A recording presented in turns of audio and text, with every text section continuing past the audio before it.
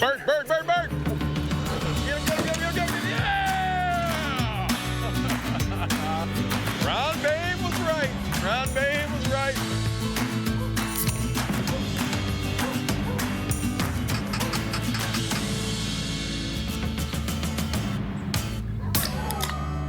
I'm feeling spry.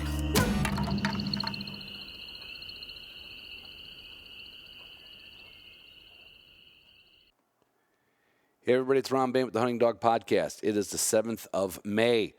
And you're wondering, hey Ron, what happened in last week's episode? Well, listen, I was in Pennsylvania fulfilling the requirements so I can now judge for the Versatile Hunting Dog Federation. That's right. They had their judges clinic. I met a lot of new people that are getting into it. Met a lot of NAVDA people. In fact, it's the whole damn NAVDA chapter. They're also a federation chapter. And I think I'm going to have a federation chapter here in Michigan pretty soon, too. I just look forward to getting back in the fray, and the Versatile Hunting Dog Federation is just perfect. Their hunting aptitude tests are truly tests. They're closer to hunting. The advanced hunting aptitude test, it's a true hunting dog test. And the performance evaluation, the PE test, if you want to challenge yourself, sign up for one of those. Your dog's running a brace. And you know what? You don't get a prize. Sorry, you don't get a prize. Okay? There's no prize 1, 2, or 3. There's a score. There's a numerical score. It makes sense. Oh, I just cannot wait. In fact, I think I got my first assignment in June. Anyway, so you're going to be hearing all about that. But anyway, that's where I was, and that's where I found this week's podcast guest, two guests, Alberto and Adrian, the Upland Brothers. So you're going to hear that. And I'm going to have to release like the last 30, 40 minutes of it, like Tuesday or Wednesday. Something happened during the recording. I'm getting it cleaned up. I was told it's salvageable. But anyway, you're going to hear it's a whole lot of fun. And the whole weekend was a lot of fun. Well, let's just get on with it, okay?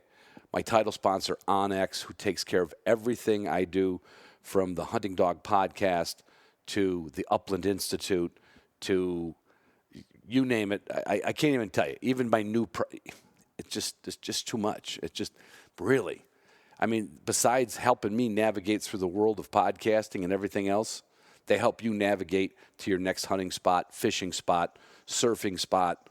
Well, I don't think many surfers use it, but you know you get what I'm saying. Off-road, on-road, you could do anything with it. And if you want to look up golf courses, I think they have a layer for golf courses. I don't know why anybody would do that, but Onyx has everything you need. Just like Pike Gear has everything you need when it comes to hunting clothes. And I will tell you, when I was in Pennsylvania judging these dogs, they told me they were expecting continuous rain for the duration of this weekend, for the whole weekend. And they weren't kidding. Now, it wasn't bad on Saturday. I still needed my Pike raincoat. That blaze orange raincoat, it's a true raincoat. And it's not, you don't overheat in it, okay? That's the beauty of it. Sure, I'm not going to go doing push-ups and run up a hill with it on, but I'm saying it's not like a rubber raincoat, but it keeps the rain off you like a rubber raincoat. It does. So there, I got to really talk about test the wheels. That was cool. So everything you need, go to Pike Gear, and you will find what you need for the upland hunter. And it's all made right here in good old America. Just like Boss Shot Shells, made right here in Michigan, America.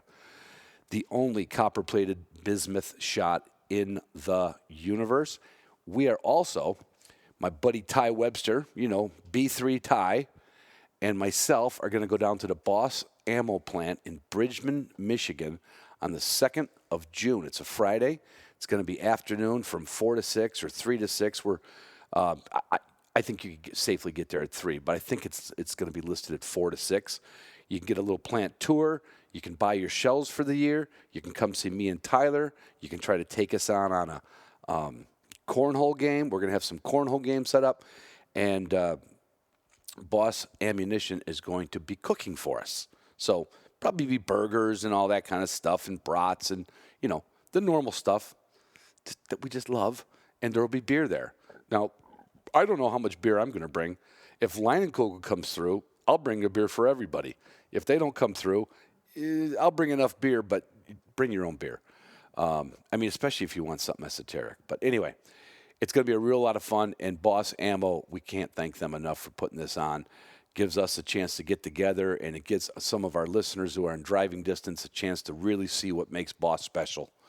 I only wish I could get Walton's. You know, they have everything but the meat, but they're a little far away to come out and cook for us. That would have been ideal. If I could have got Jonathan to come out and do the cooking and make all the bratwurst with all the Walton stuff, from their stuffers to their casings to their mixers to their grinders to their vacuum seals to their, you know what I mean, the spices.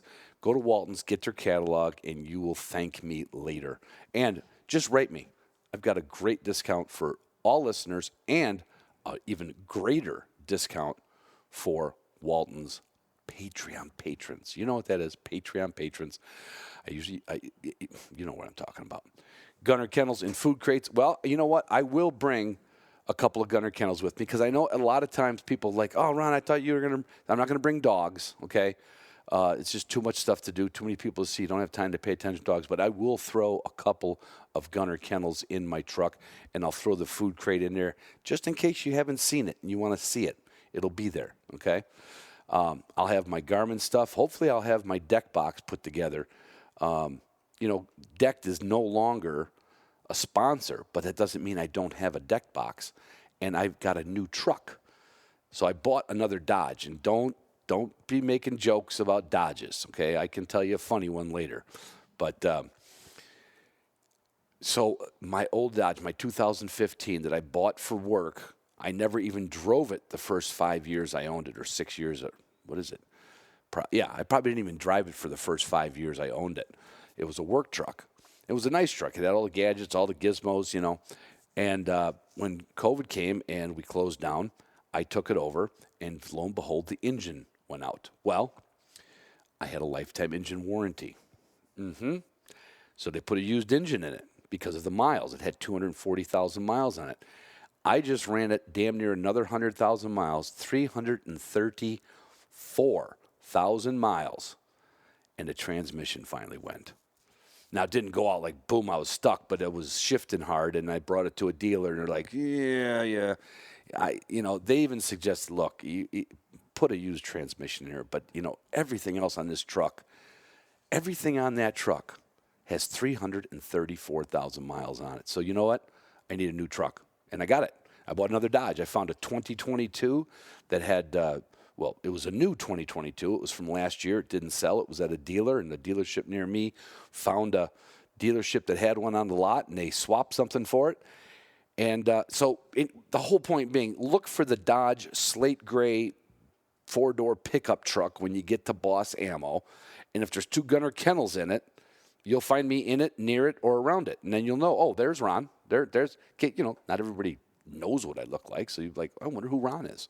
Listen to him all the time. Or you'll just hear my big mouth spouting something with, over by the cornhole game. Either way, it's going to be fun. And I'll have the Gunner Kennel and food crate with me so you can see it. I'll have my Garmin 550 Plus in my training collars. Again, I'm not bringing my dogs, but I should have all this stuff into my deck drawer system transferred over from my other Dodge. So that's what you'll get to do. You can shoot the shit with me about that. I can show you why I like the 550 Plus so much, paired up with my Instinct watch. There is no better combination for tracking and training and hunting. There is no better combination. And there's no better place to buy your Garmin gear than W Hunting Supply.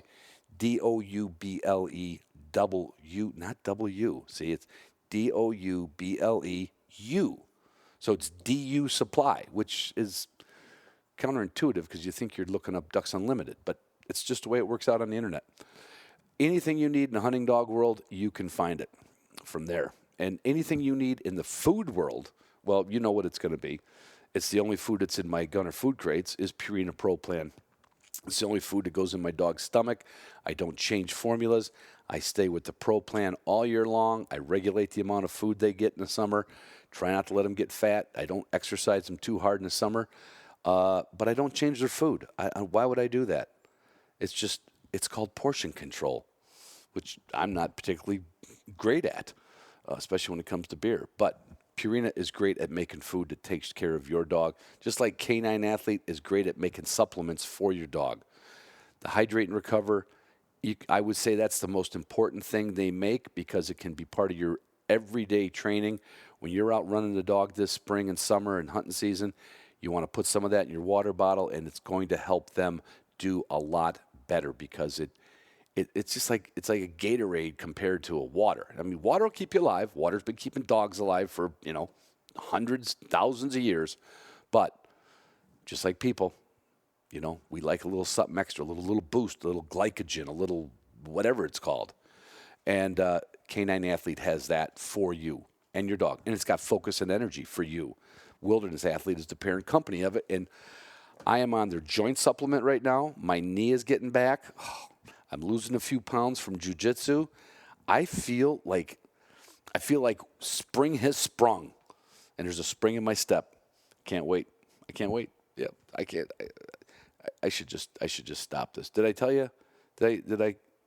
Oh, I didn't say anything about the Hunting Dog Podcast store. I don't think I mentioned it in the last couple episodes. If you are looking for anything, T-shirts, onesies for kids, those things sell like crazy. There must be a lot of you having babies right now. We have mugs, we have water bottles, we have just a plethora. Go to the HDP store and see what we got. My Patreon patrons, this Thursday. See, now I know you're sticking with it. I know you're not skipping the intro. So I'm gonna talk to my patrons now. Everybody else plug their ears.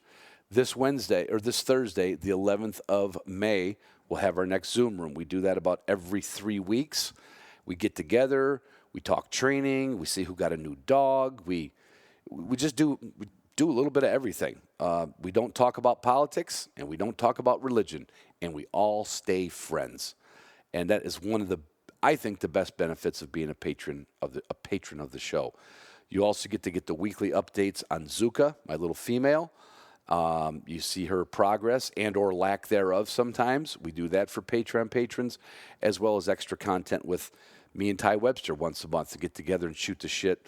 Now there you might hear religion and politics because that's totally, we don't have a name for it, but it should be called frick and frack is what it should be called.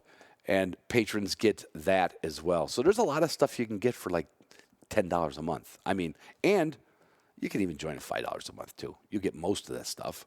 And every month, new patrons get a little care package. Not all of them. We pick one, okay? I'm not going to send a koozie out to everybody. It's how many koozies you need. But we've got a lot of stuff we've had from shows and from events. So once a month, anybody who joined up in April, those names will be put in a hat. My daughter Jessie will pick it this week, and we will mail you a little something, combo thing. And to make the older patrons and my dearest patrons, the ones that have been around for years, your names are also going to go in a hat. That's right.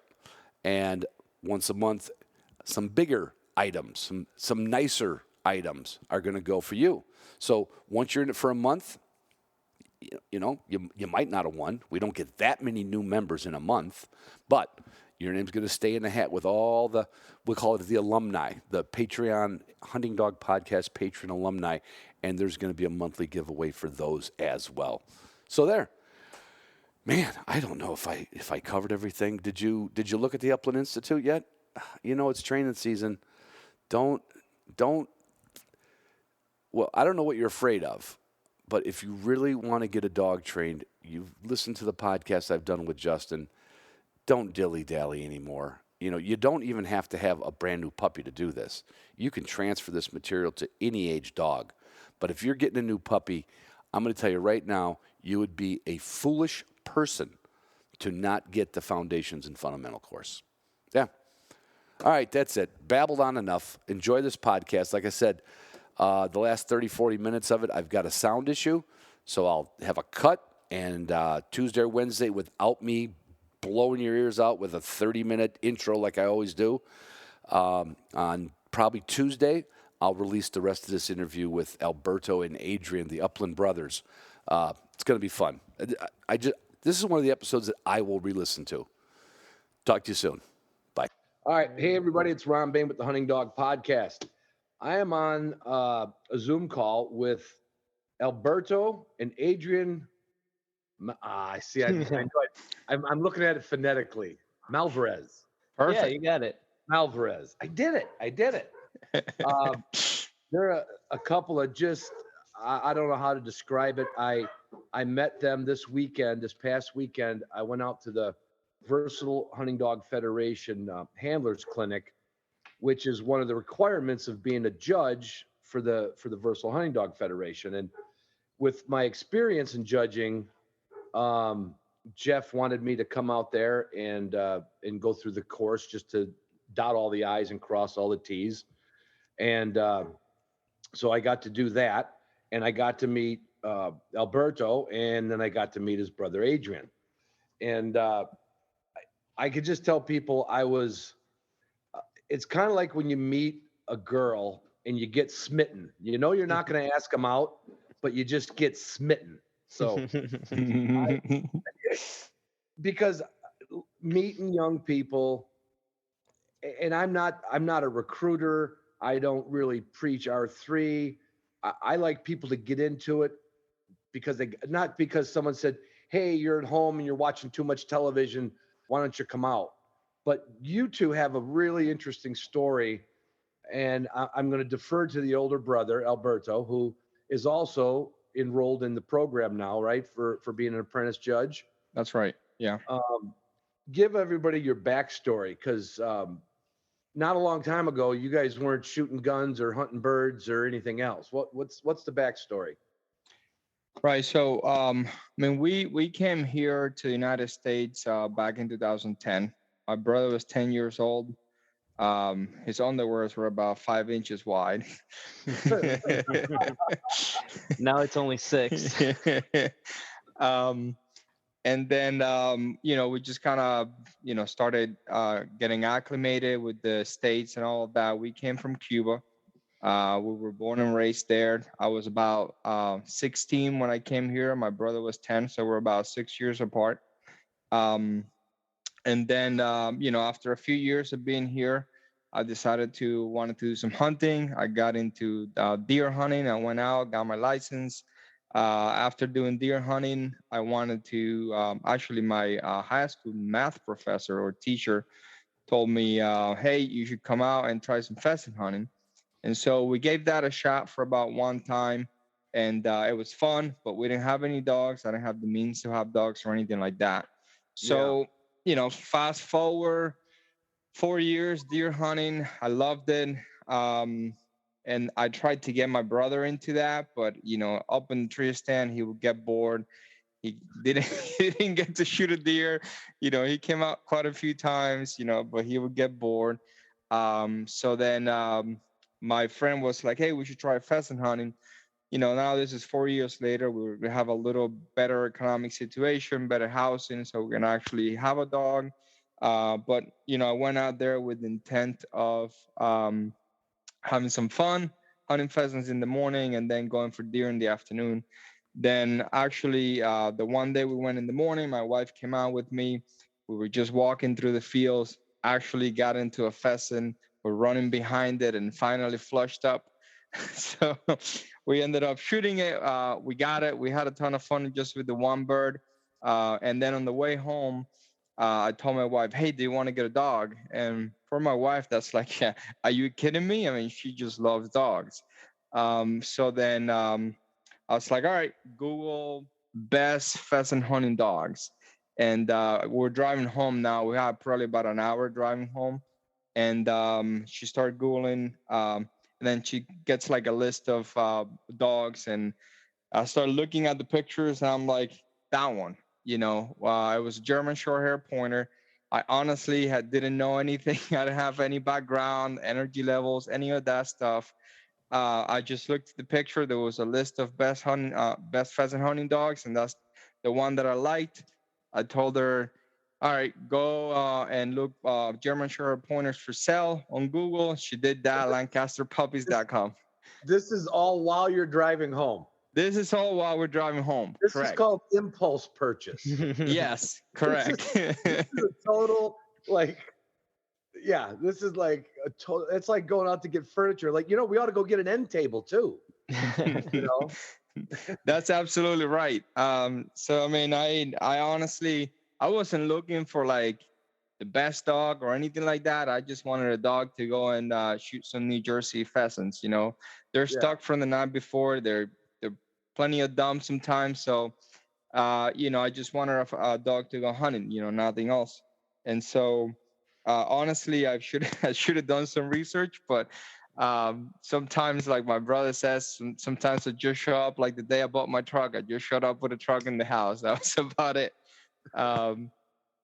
So then we're driving home. She finds LancasterPuppies.com.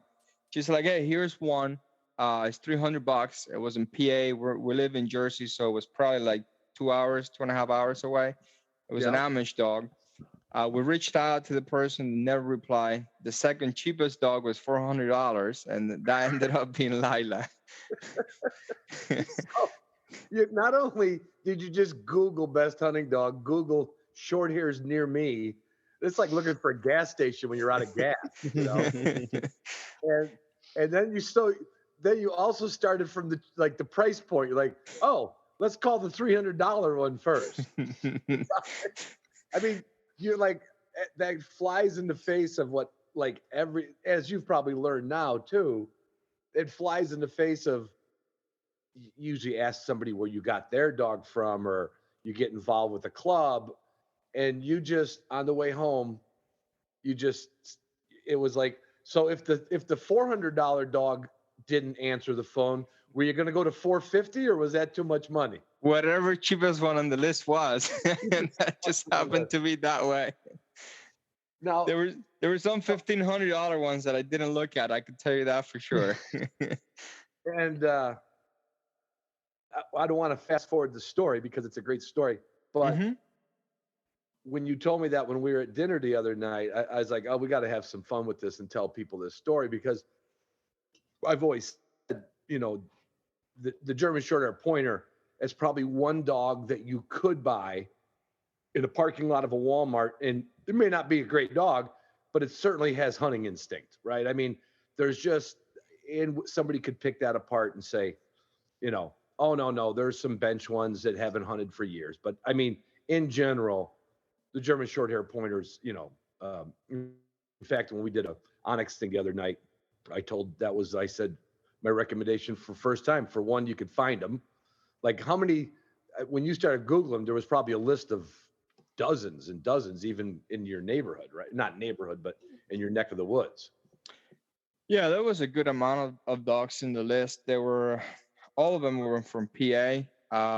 I didn't really look in New Jersey because I knew people go to the Amish and get cheaper dogs. And here we're like, we paid $2,000 for a beagle here, in New Jersey.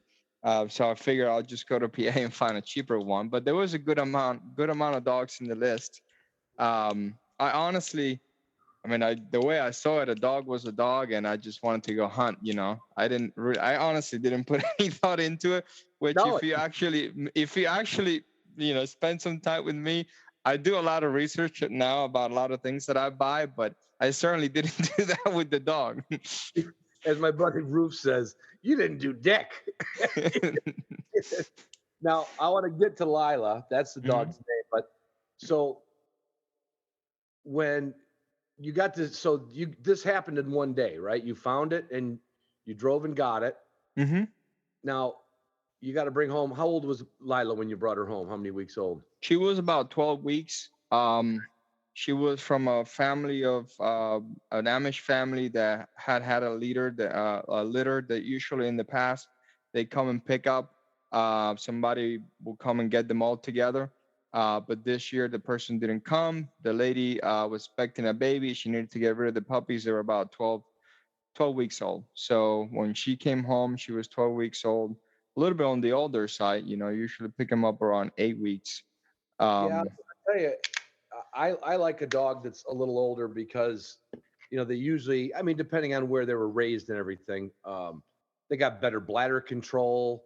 They've gone past that 10-week stage where they tend to develop some fears. From Ed Bailey at least said this, and he was the guru.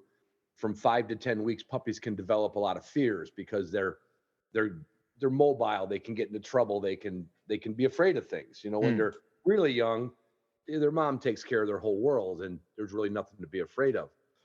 So, who's the first person you called after you got the dog? I'm assuming it was your brother, but maybe not. No, I just showed up in the house. Um, I think I just told the family, my parents, my brother, all together, we're bringing a dog home. And then when we got home, we already had our beagle. Our beagle was probably about a year and a half old, but she was not a hunting dog. She was more of a pet, you know. And then we just showed up in the house with her. Everybody was expecting her. And I remember, she was a little skinny and slender. And my mom was like, "That's an ugly dog." Well, Adrian, what did you think when? So you guys were all still under the same roof back then?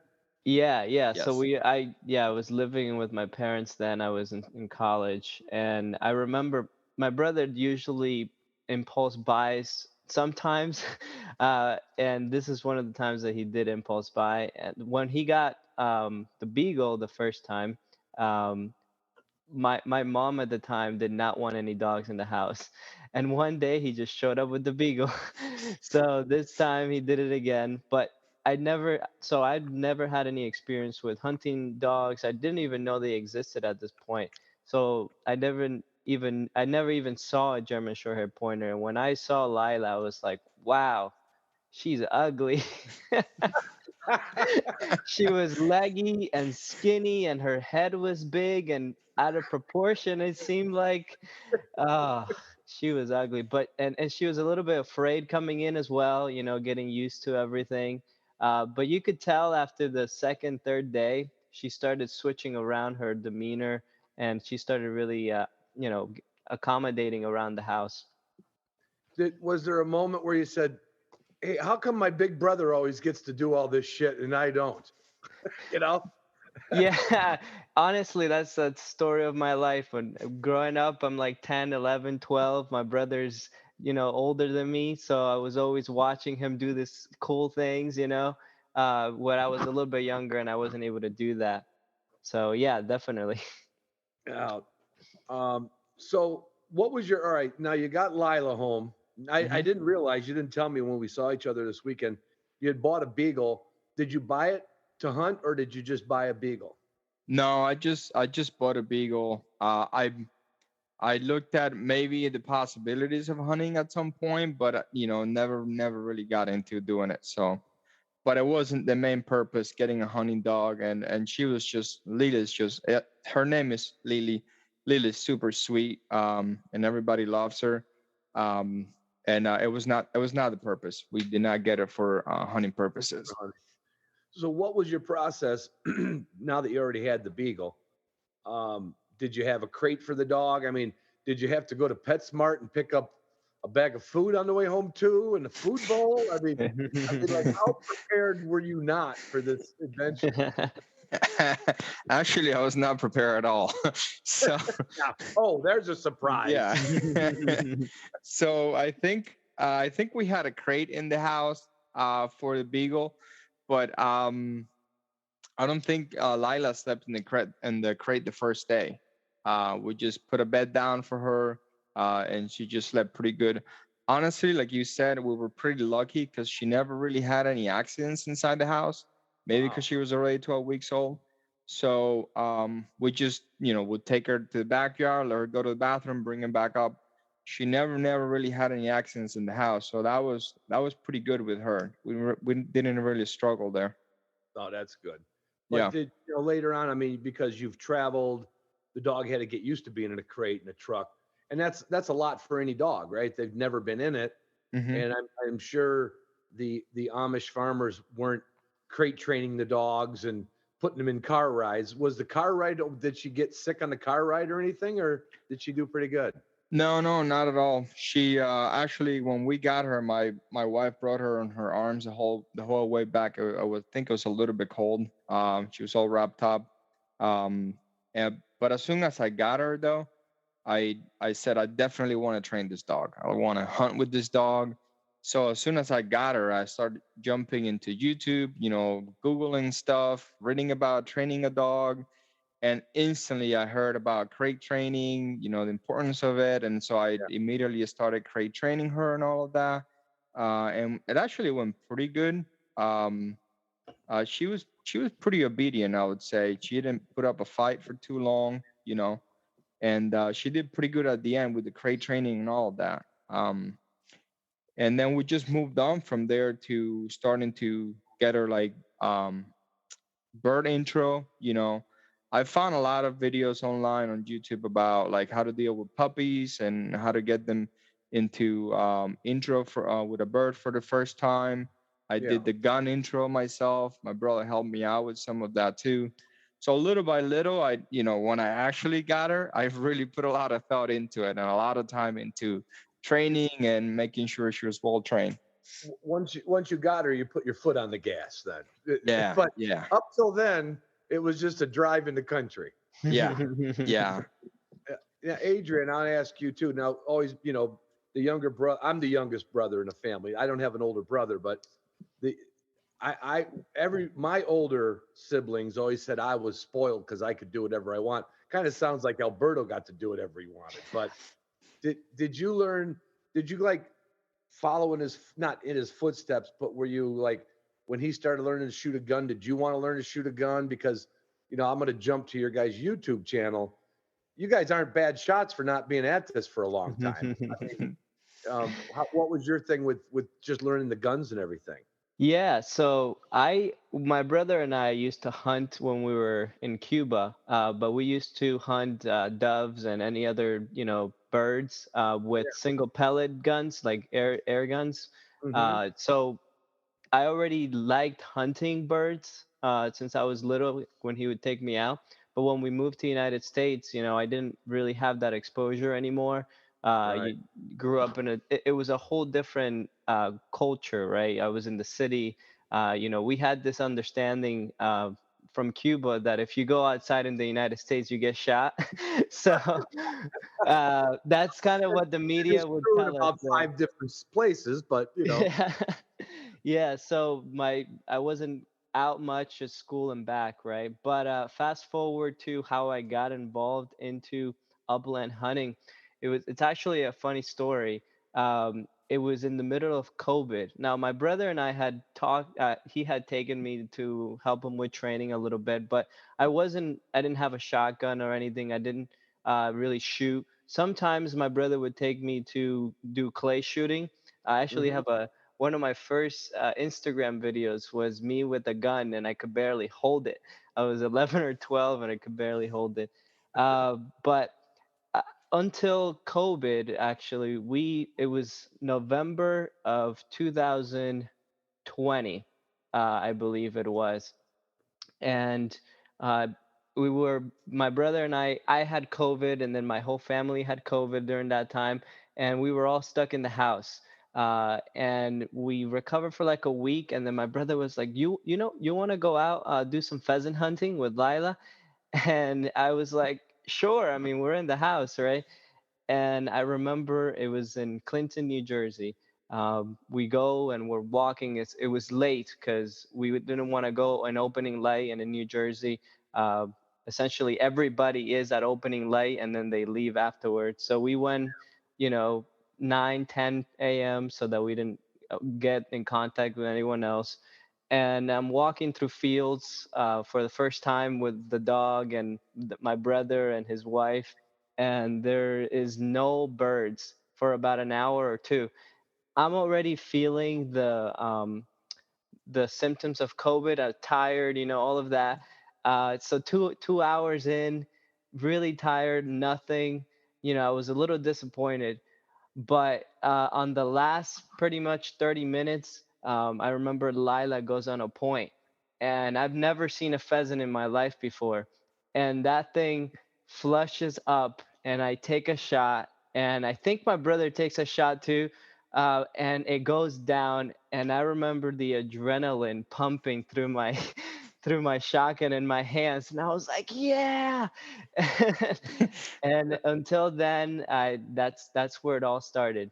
Now we do a lot of hunting, upland hunting, and the dogs, and it was just that one bird, and I will always remember it.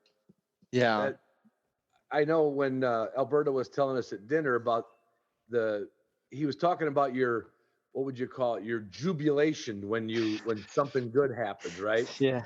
And you, it's not a phrase that anybody I've ever heard in the woods or the fields, but you say, "Let's go!" Yep. and, Yep. and he's telling the story. Of course, we're drinking some beer, and I'm like, "Why let's go?" He goes, he just gets excited, and then he tells me about, after we got done with the weekend, he tells me about the YouTube channel, and the one I watched was the New Jersey Pheasants. But then when you guys were up in Maine, and you guys, yeah, I mean, I'm sure it wasn't like that the entire trip, but you had a really good trip from what it looks like on YouTube. Yeah. And then I finally got to hear that what would be uncensored jubilation. Every time a gun goes off and a bird goes down, Adrian goes, "Let's go!" it's like sounds like it's the start of a battle, It's like, all right, everybody ready? Let's go. It's like the guy with the sword on the horse, Yeah. And What would you say? What would you say if you were excited like that? I don't know. I'd probably go like, "Fuck yes!" I don't know what I'd say, but I probably would. I think most people, like, you've watched a lot of stuff. Like, you guys have been on YouTube, and I'm sure once you're a YouTuber, you're watching other people's stuff, right? Yeah. And a lot of people just kind of make like a war whoop.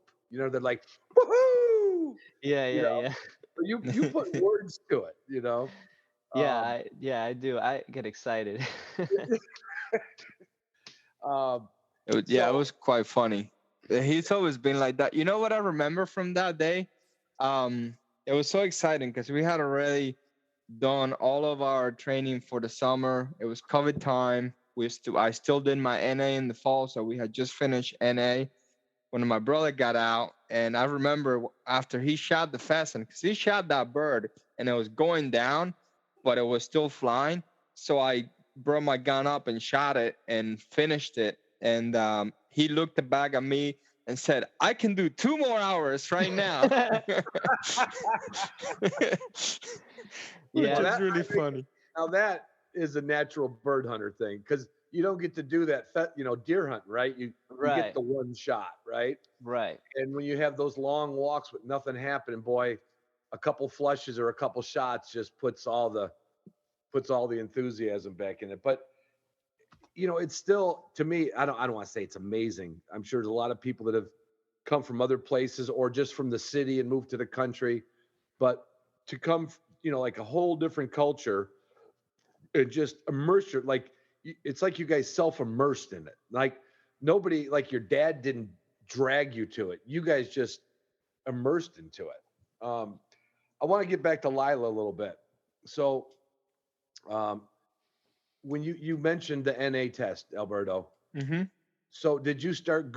How did you find NAVDA first? Is that what you found? And was it through the chapter, or did you just do that without even? Did you do that without even knowing anything about NAVDA?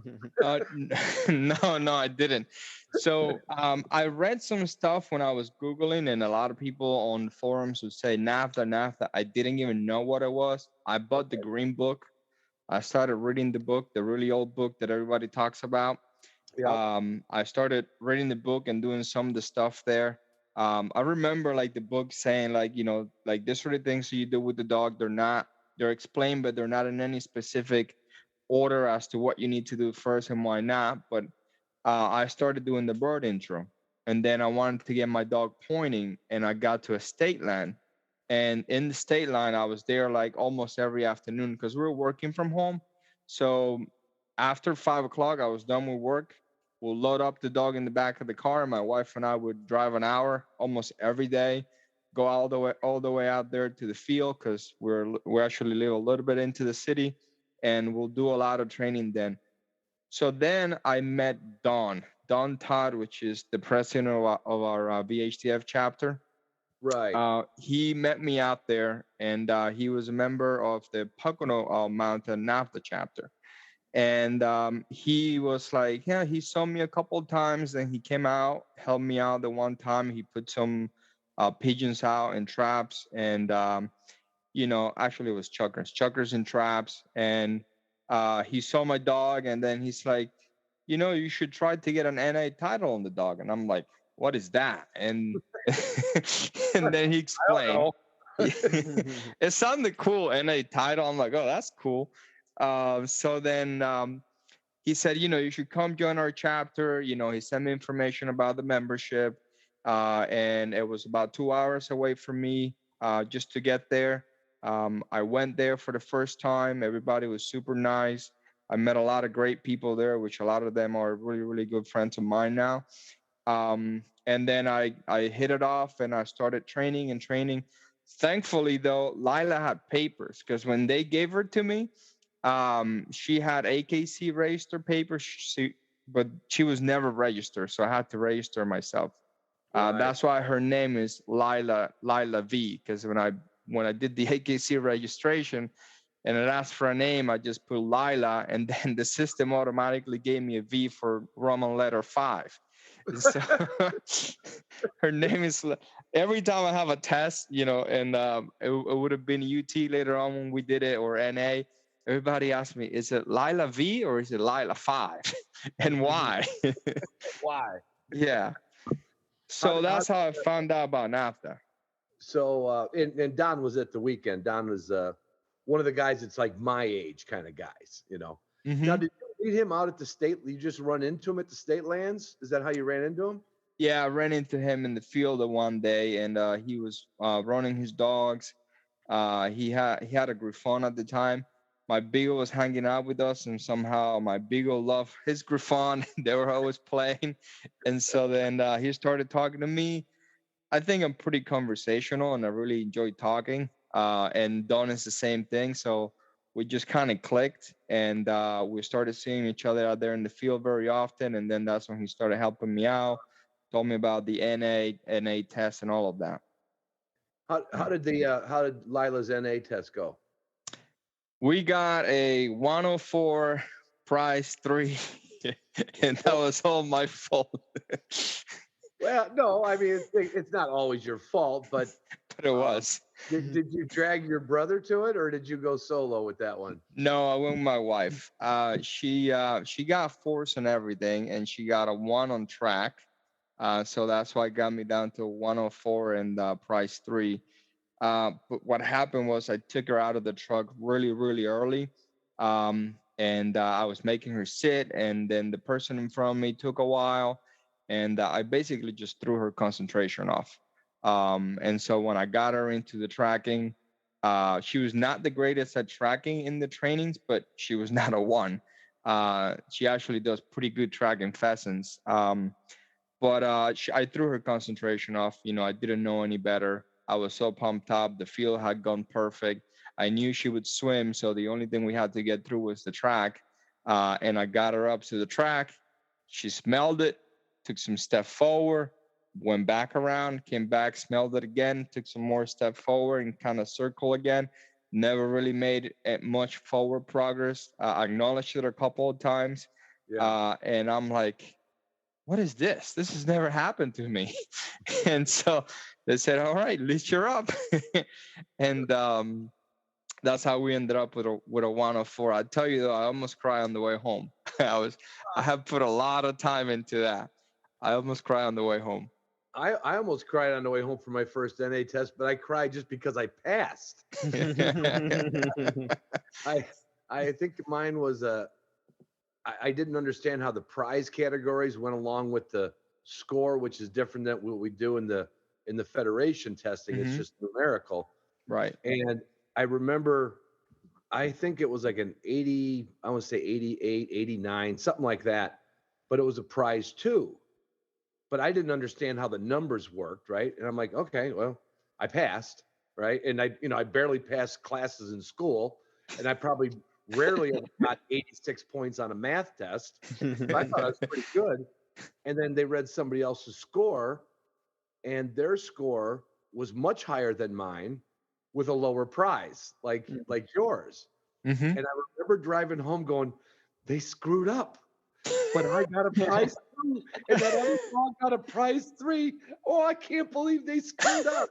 So I didn't know much about NABD either when I first did it. It was just like, hey, I think I'll give it a whirl. But I walked out of there going, like the teacher, sent the wrong test home to my parents. I was like, fuck yeah, I didn't know what it meant. But so fast forward, now you're a little hooked. I'm gonna say this because I didn't ask you this.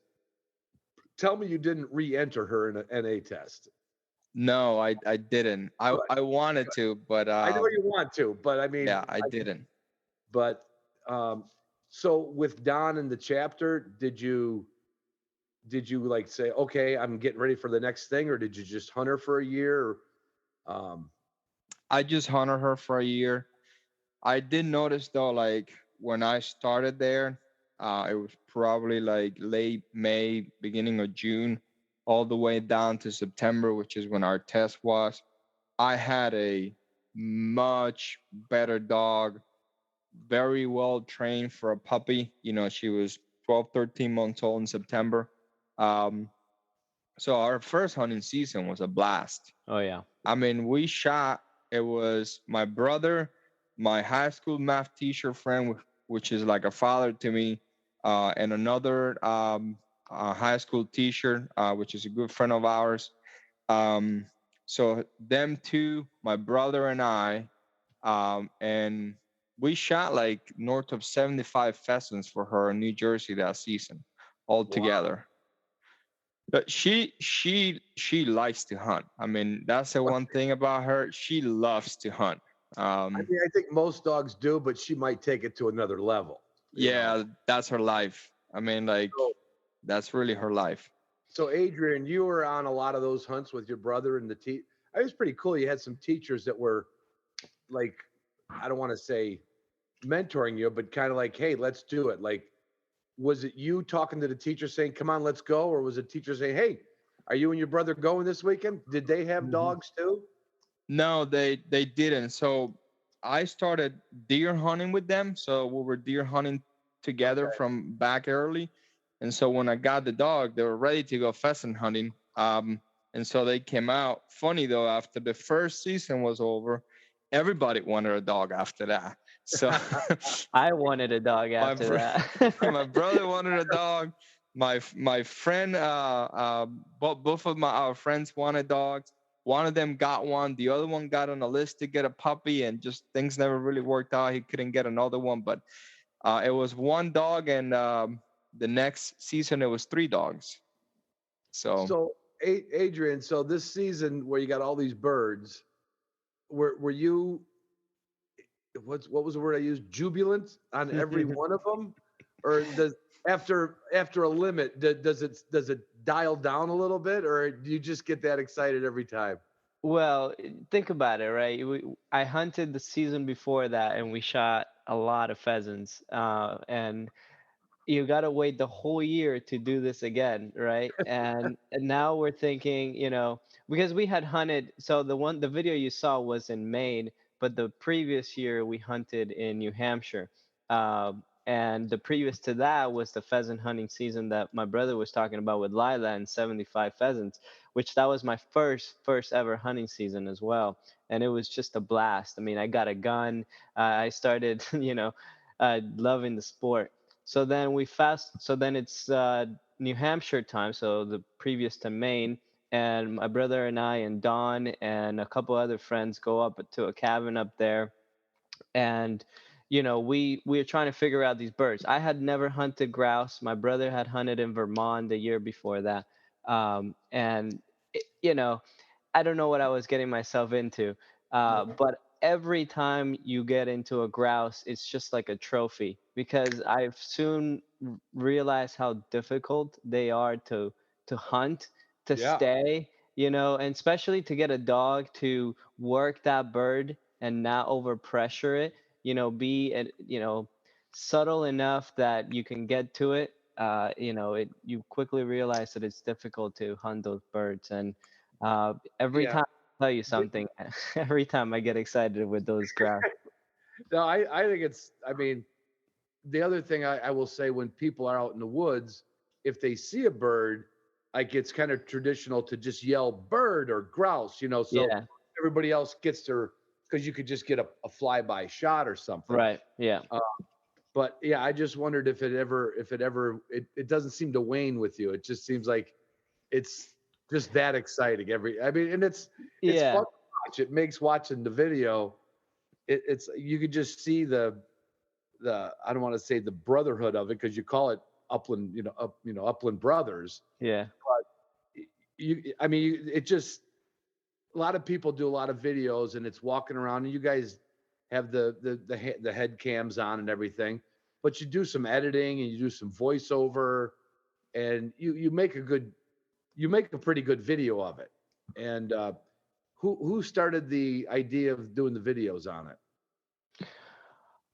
I don't know. Was it you or I? I think I I don't got the remember. cameras. I Yeah. got the one camera first, the one GoPro. In our first pheasant hunting season, that's something that I was using, but I just use it here and there. Then the following year, I got the camera. I got another GoPro. And I told my brother, hey, we should record some of this stuff, maybe put it on YouTube or whatever. And then I ended up buying two cameras in total. So I gave my brother one, and honestly, for like the first year, we barely really used them. Yeah. It wasn't until that trip in Maine that we actually started using them. Yeah. And the funny thing is, there was a lot of stuff that happened that we didn't catch in camera, just Mm-hmm. because I was too lazy to put it on my head, and I just wanted to go find the birds. So Yeah. my Right. brother wanted to kill me for that. Yeah. So my brother doesn't really like editing that much. So that's when I did most of the editing at the beginning, and then we started to kind of trade in where he edits some and I edit some. But I'm usually the one editing them. Actually, we just posted one today where I was editing that one as well. But back to what you were saying with regards to birds, I don't get excited with stock birds. I mean, we hunted quail, and you see it often in our channel, and we get coveys all the way around, and you'll never see me yelling "let's go" on stock birds. But something about grouse and woodcock, and just not knowing where they are, and it just, that's the exciting part. And uh, you know and also when you're hunting with people, right? I usually hunt with my brother, but sometimes we bring our friends Bobby and Luke, right? And that's something you don't get with deer hunting. Deer hunting, you're up on a tree, you're kind of all quiet, cold. That's why I didn't really like the deer hunting part. But the upland and the walking around and watching the dogs work and the birds and the flush and the shot, everything about that is an enjoyable experience to me. So that's why we kind of fell in love with it. Yeah, I would go on Adrian's side. I've deer hunted, I've shot a couple deer, and I just can't wait to get back and talk to everybody about it. So, when you're bird hunting, you can chit chat, you can get excited, then you can get excited again, then another bird gets up. I get it. It's Hmm. it's a very addicting. I know a lot of people that literally have basically quit deer hunting just because they have the dog and Right. or dogs. And it's like, well, I could do that, or I could get the dog. I go out with the dog again, and I don't have to sit down and, that's a common story. Alberto, do you still try to poke a deer once in a while, or? Opening weekend is the only thing I did last year. I actually shot two deers on opening weekend, and that was the end of it. Never went back. And You know, you only do that because it's September and the there's nothing bird else to season. do. Bird season is not open in New Jersey in September. Yeah. I would never. I mean, the dogs just, I like deer hunting, but the dogs just changes everything. I love hunting with the dogs. I mean, that's as soon as I started getting the dog, I never went back deer hunting any day that I could go bird hunting.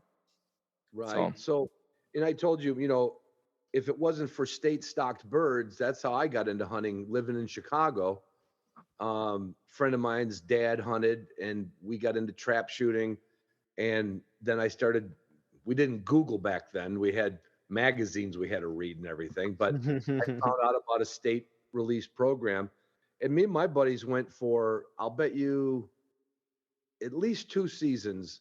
We would get in line, and I don't know how it works in New Jersey, but in Illinois, you can apply for a day or a certain day, and you can get a perm. That way, you could even show up late, and your spot, your spot's not late, but I mean, you don't have to get in line. You just get there at a normal hour.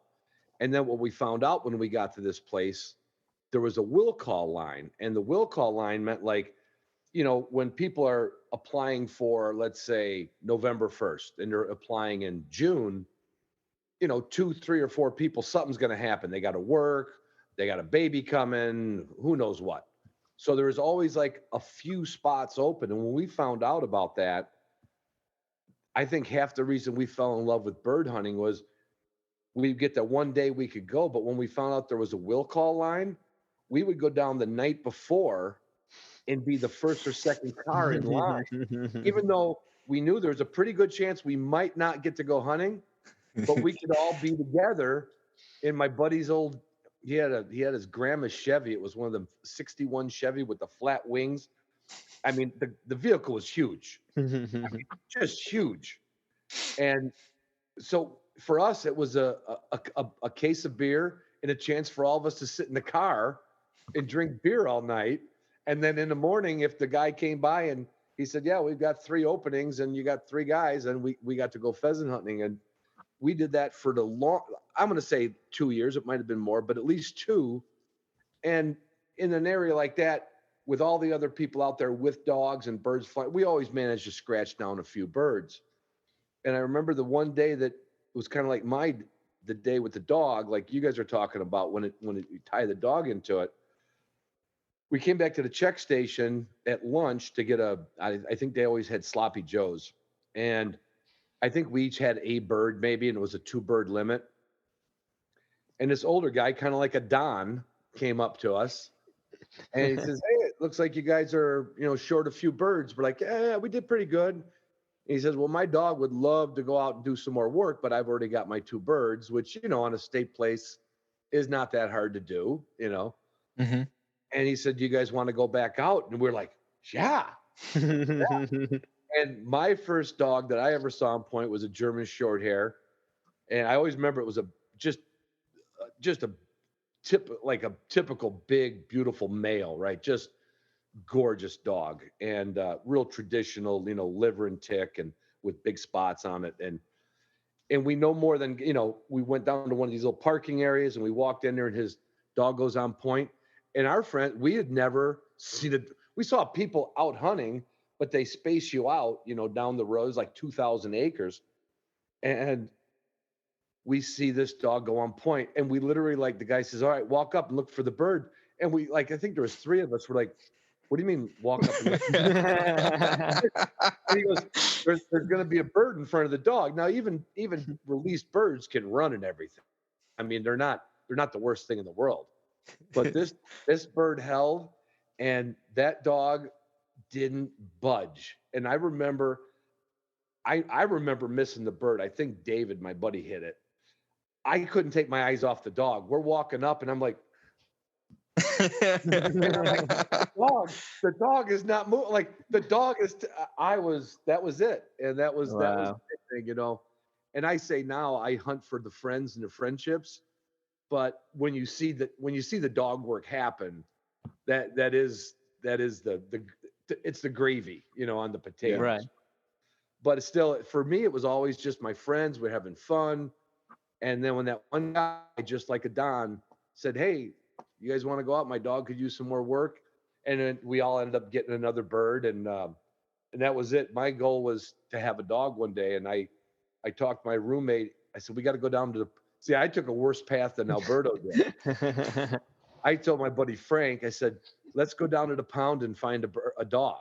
I didn't actually say bird dog. And the only thing that was close to a bird dog was a dog that was probably 3-4 months old. And it was black. So we kind of thought it was a Labrador. And we called him the pound. That's what they called him in Chicago, the dog pound. And it was kind of small and spindly. And we're like, it's a lab, and we've seen labs. So because we had nothing to Google, Yeah. right? There was Yeah. no, Yeah. That makes sense. yeah. And so all the other ones they look like, Lady and the Tramp dogs, right? So this was like, that's supposed to be a lab. And it was not a lab. It was, but Frank, Frank had a Frank great. He called her Midnight, and Midnight had a great life. Midnight had a great life living with Frank, and Frank ended up with horses and taking horseback trips. But yeah, we were like that same thing. We're like, we need a dog. Yeah. Have a dog. And we're living in the city with no yard. The only place we could walk the dog was in the alley. Yeah. It was, yeah. So many of the things that when I met Alberto at dinner, I was just like, my God, this reminds me kind of not of me, but like that same exuberance. Like, I'm just going to do it. I'm just going to do it. We got to go back and talk about Lila a little bit. So her NA test, that's back when I started in NAVDA, everybody would have ran home and they wouldn't have got choked up on the way home going, could have been better. But what was your next? Did you go to UPT or did you go to UT? The following year, I certainly knew I had ended up with a better dog at the end of the training season, so I was really happy about that. And then my friend was like, "Hey, there is UT, there is UPT. I never done this before. You got to force fetch the dog, do a steadiness with the dog, get all that work done, then do dog search." So I was like, "All right." He's like, "You should sign up for UPT in the fall, train." Like if you're running a UT test and you could change it before the test if you think you're ready.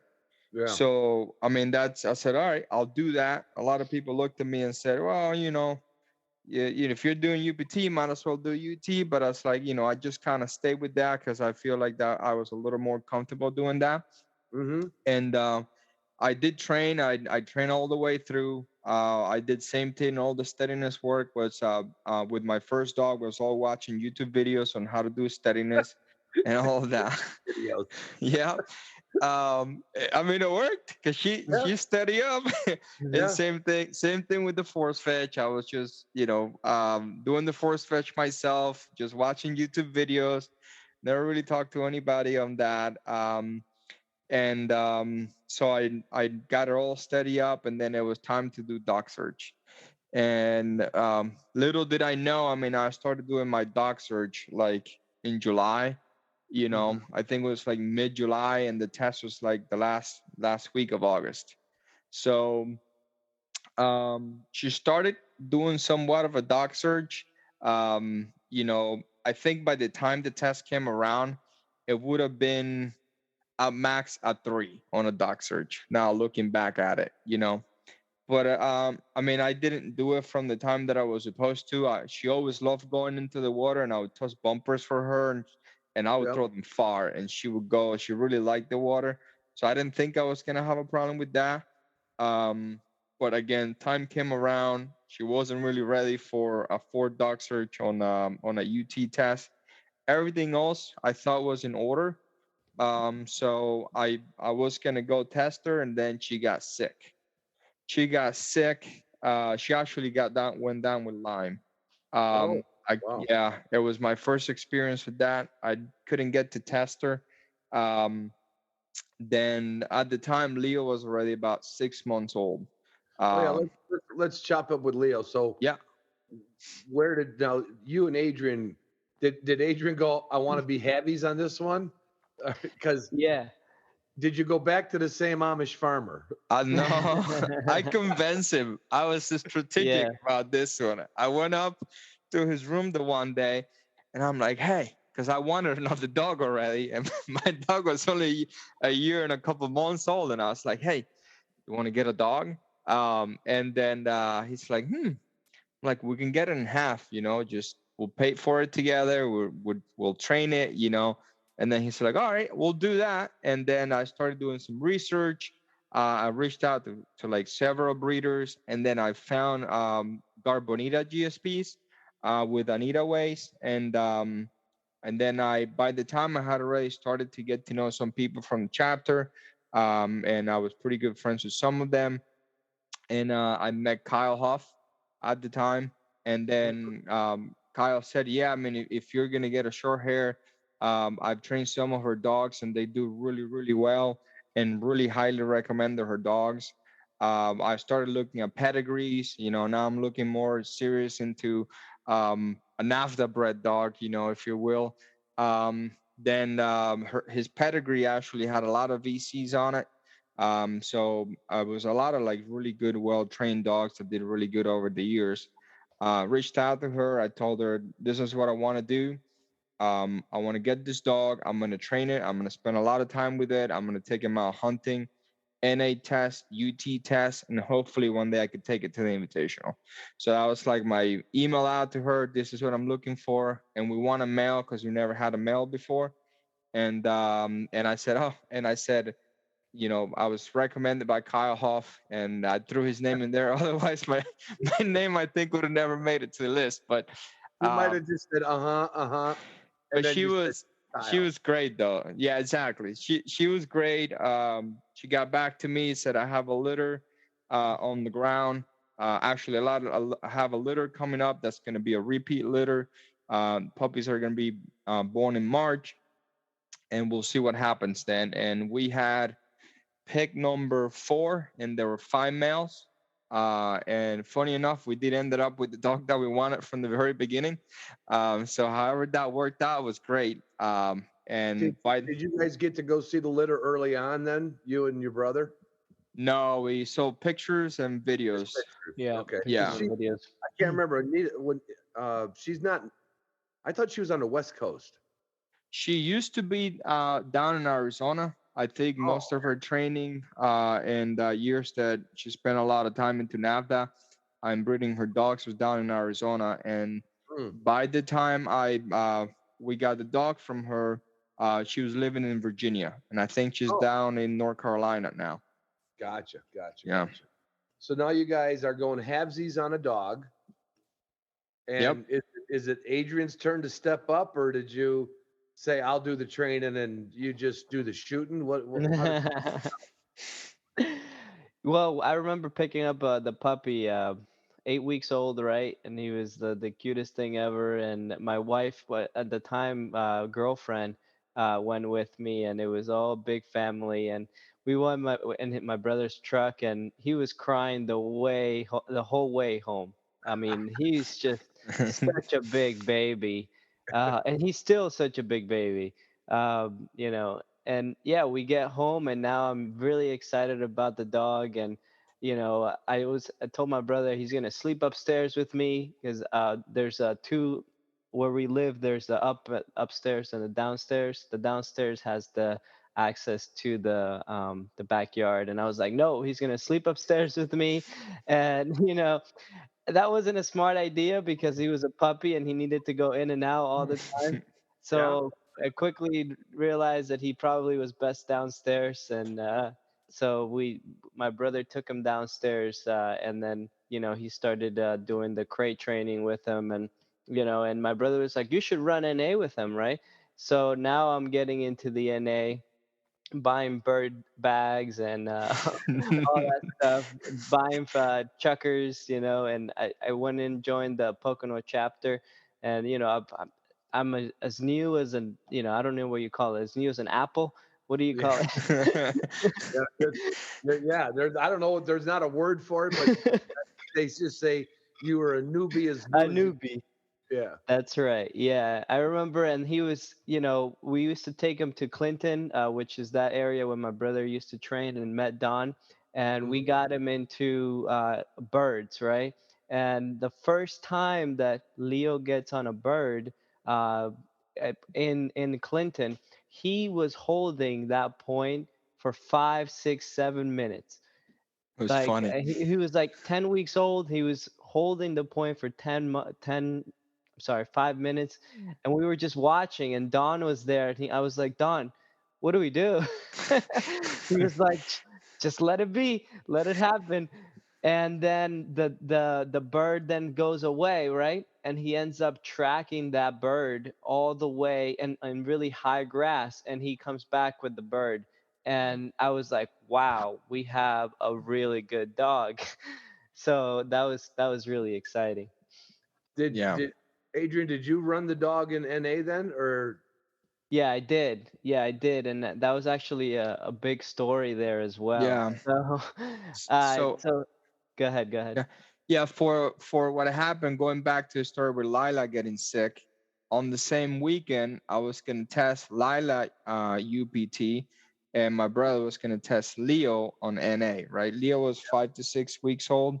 I'm sorry, 5 to 6 months old, and he was ready. My brother had come out like almost every training day throughout the summer. Spent a lot of time with Leo training in the field. Um, and we were ready for the test. So Lila gets sick. I find out the weekend before, had to pull her from the test. But she was having a lot of diarrhea throughout the week. And then I saw Leo was having also diarrhea. So I thought Oh. he was gonna get sick. So I took him to the vet. We were not really sure what it was yet at the time, and they gave him pills for I think it was metronidazole was the name of the pill that they gave him. And apparently that actually has the ability to take the scenting ability of the dog away from them. So when we got him into the field, um, I'm just watching. It was in the same field that you were training or you were Same doing the field at seminar this Kyle's past house. weekend. We're up by the top of the mountain watching. I'm just here like a nervous wreck watching my brother run Leo, and then I'm like, what's going on? They're not getting into birds. What's going on? They're not getting into birds. Yep. And then literally the only bird they pointed, Leo pointed, I think he had his nose like an inch away from the bird. So he finished the field run. We were like completely like thrown off or what's going on. So we talked to Rick Holt, who was the senior judge, and we said, hey, something's wrong with the dog. This has never happened. I don't think he can really smell. Then they started asking me questions. Is he on pills? Blah blah blah blah. Then we figure out that was actually the problem. So we pulled him off the test. And so we couldn't test any of the two dogs on the weekend that we wanted to test. So, and then I think we actually got Leo signed up for like the Potomac chapter in Maryland. And then we did take Leo a month later. And even up to the day off, we were still very skittish about yeah. whether or not he could smell. I think we took him out Yeah. in the field like 3 days was it before? Yeah, so we like a week before we were trying to get training in and see how he would do and if he was picking birds up, and he wasn't quite as good as he was before. But I think a day or two before we did a track with him and he was able to actually get the bird and like, okay, like he seems like he's back now. So we drove down to the Potomac chapter and I run Leo once more, but I'm nervous because I have no idea if he's back or not.